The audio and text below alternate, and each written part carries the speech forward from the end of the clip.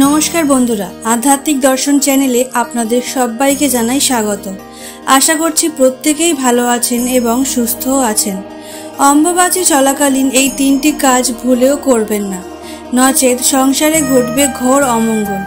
बंधुरा कि सेई तीनटी काज जा करले संसारे घटबे घोर अमंगल? हाँ बंधुरा, आजकेर आमादेर भिडियोर विषयटी हलो अम्बुबाचीते एमन की काज आछे जा एकेबारेई करा उचित नय। সেই সমস্ত বিষয় নিয়ে আলোচনা করব এই ভিডিওর মাধ্যমে।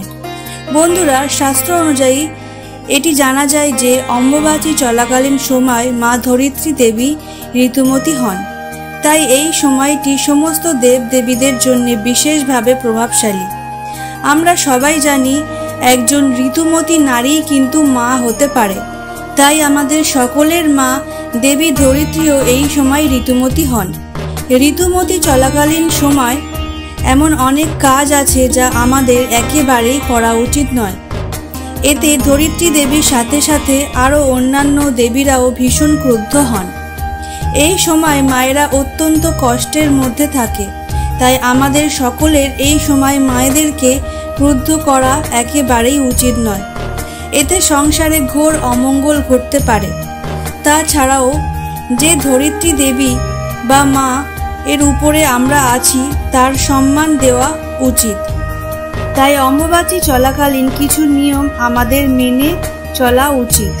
বন্ধুরা, ভিডিওটির মূল পর্বে যাওয়ার আগে আমার আপনাদের কাছে একটি অনুরোধ, যদি ভিডিওটি আপনাদের ভালো লেগে থাকে তাহলে অবশ্যই ভিডিওটিতে একটি লাইক ও কমেন্টে জয় মা কামাখ্যা দেবীর জয় একটি বার লিখে যাবেন। সাথে আপনার পরিচিত বন্ধু বান্ধব আত্মীয় পরিজন প্রত্যেকের সাথে ভিডিওটি শেয়ার করতে ভুলবেন না, যাতে তারাও এই ভিডিওটি দেখে কিছুটা উপকৃত হতে পারে। তাহলে চলুন বন্ধুরা, ভিডিওটি শুরু করা যাক। বন্ধুরা, অম্বুবাচী চলাকালীন প্রথমেই যে কাজটি একেবারেই করা উচিত না তা হলো সহবাস। হ্যাঁ বন্ধুরা, অম্বুবাচী চলাকালীন সহবাস করা একেবারেই উচিত না। এতে মা ধরিত্রী সহ অন্যান্য দেবীরাও খুব ক্রুদ্ধ হন। তাই অম্বুবাচী চলাকালীন এই কাজ থেকে আপনাদের অবশ্যই বিরত থাকা উচিত। তা না হলে দেখবেন আপনাদের দাম্পত্য জীবনে ফাটল ধরছে। সাজানো সংসার আপনারা নিজের চোখেই নষ্ট হতে দেখবেন। স্বামী ও স্ত্রীর মধ্যে অশান্তি সব সময় লেগেই থাকবে। অম্বুবাচী চলাকালীন এই কাজ থেকে আপনারা অবশ্যই বিরত থাকবেন। বন্ধুরা, পরবর্তী যে কাজটি আপনারা করবেন না তা হলো দেব দেবীর মুখ দর্শন না করা। হ্যাঁ বন্ধুরা, এই সময় কোনো দেবীর মুখ দর্শন করবেন না। দেবীদের মুখ ঢেকে রাখতে হয় এই অম্বুবাচী চলাকালীন সময়। সমস্ত দেবীরা যেহেতু এই সময় ঋতুমতী হন, তাই এই সময় মায়েদের মুখ দেখা উচিত নয়, কারণ সমস্ত দেবীদের কাছেই এটি একটু কষ্টের সময়।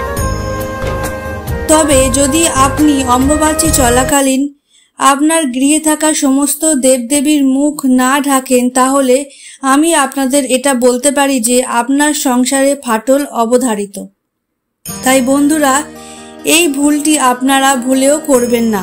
এই সময় সমস্ত দেবদেবীর ভোগ সন্ধে দিতেও কিন্তু ভুলবেন না।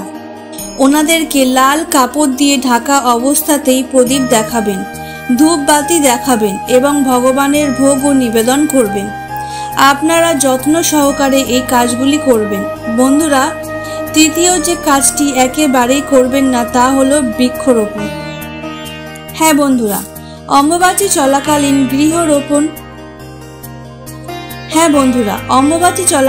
বৃক্ষরোপণ করা নিষেধ। অম্বুবাচী চলাকালীন এই কাজটি অত্যন্ত অশুভ, কারণ বৃক্ষরোপণ করতে গেলে মাটি খুঁড়তে হবে। এতে মা ধরিত্রী দেবীর কষ্ট হবে। ঋতুমতী অবস্থাতে এমন কাজ করলে ধরিত্রী দেবীকে আপনি অসন্তুষ্ট করবেন।